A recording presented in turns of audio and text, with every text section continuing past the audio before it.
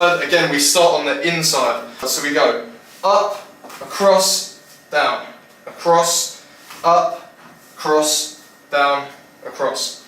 Now the reason I wanted to add maximum side kick height would be about there. So what I want to do is lower it just a little bit, so I've got a bit of slack there to work with. You want to find that 80% position, so find that position, and then from here, simply use these muscles, raise and back down. Raise it up as high as you can and back down. The key to this one is control. So what I don't want you to do is I don't want you to go swing.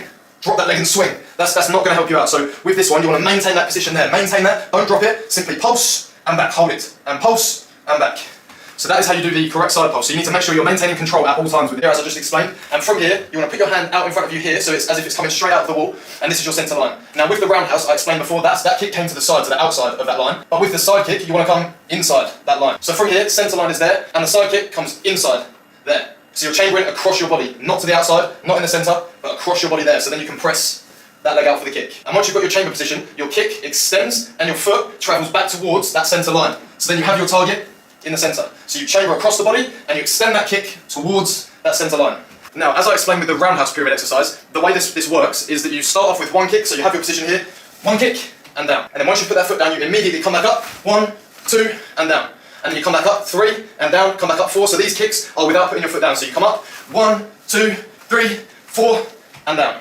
Now this one is a bit more difficult than the roundhouse one because you've got a bigger chamber movement to come all the way back to the chamber and thrust it back out again. So I would recommend going to 3, so you do 1 foot down, 2 foot down, 3 foot down, and then once you've done 3, you then work your way back down to 1. So you've hit the 3, you come down, then you go to 2 again, and then down, and then you go to 1, and then you're done. So it's a pyramid, so you work your way up to the number, and then work your way back down to 0. So I would suggest that if you're a beginner and you've not really got much experience in this, then I would suggest trying to go up to 2 to begin with. So you want to start about here, and you're going to go figure of 8 and down.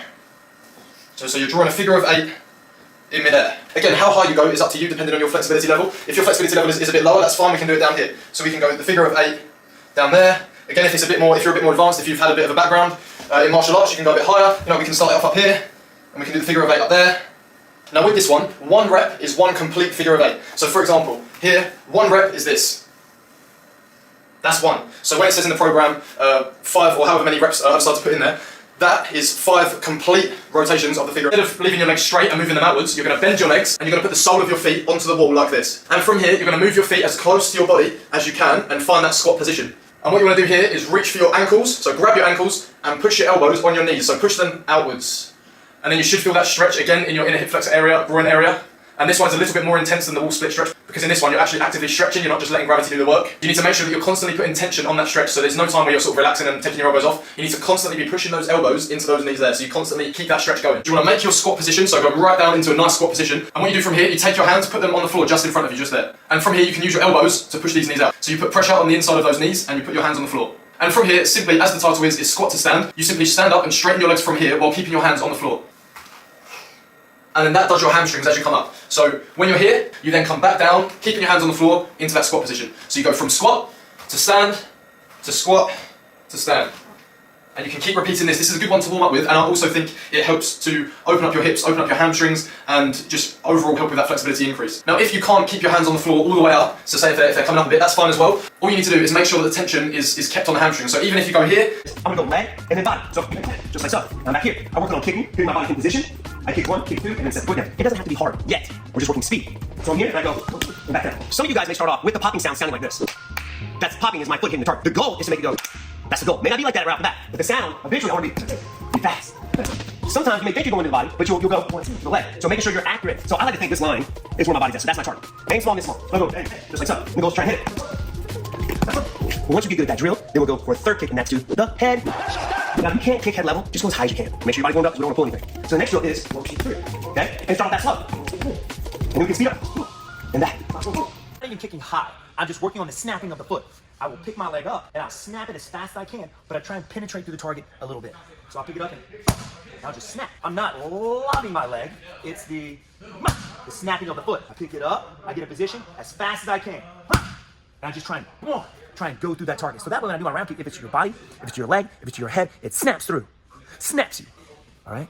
Tip number 3, control and accuracy is very important when you come into doing lead leg techniques, all right? Because you're using the front leg as you would a jab. So it's not a big, you're not lobbing your leg at just anything. You gotta be very precise and accurate with that. So the first one, I'll do 25, just low leg kicks. I'll do 25, real quick, fast leg kicks, and I do it with a bounce. And I try and do it without moving my back foot first. Sometimes you see this. That's a telegraph. So all I'm doing is just lifting, and I'm kicking quick. Just be fast. It's the only way to build the back switch muscle. So I'll do 25 fast, low leg kicks. Then I'll add another technique with that. A round kick to the leg, round kick to the body. 30 seconds. Work your way up to a minute. Then work your way up to 2 minutes if you can hold each position. Now, the most common kick, well, a lot of people throw is the front kick. So I'll lean up against the fence, and I'll lift my leg above the hip. And I've got to hold it there. Now, occasionally, I'll extend my leg out, hold, and then bring it back above the hip. And I'll hold that position for 2 minutes. Whatever position you're in, lifting the leg, it comes from that front part of your hip is what lifts it. So that has got to be fast to go from point A to point B, which is at your target, quick. And this helps lift the leg off the ground very fast. So I got to build this. That's why this here is excellent for this, for building that front hip. Even if I'm sideways, boom, I can lift. Now this next position is perfect for any round kicks, side thrust kicks, hook kicks. This is all to develop not just the front, but the glute and the side as well. So I'll get my wall. I'll lean up against the wall. I don't want to be too forward. You're not going to throw a round kick to be able to get your hip facing this way. So I get sideways and I lean. Now I lift the leg just like so. Back foot in good position. Leg position is perfect. I don't point my knee because I'm not kicking the surface of my target. My goal is to kick through. So my knee is slightly through my area that I'm kicking. And I'll hold it. And then every now and then, once I get stronger, I'll hold it for 30 seconds or a minute. Every 10 seconds, I'll extend my leg out and then bring it back, keeping the knee above the waist. And you will really feel the burn in the hip, especially the glute. Even though your standing leg will get good strengthening, good balance muscles to help keep yourself standing. So that will get stronger as well. So it doesn't matter if you're doing a side kick, a hook kick, or a round kick. This position works it all. And this really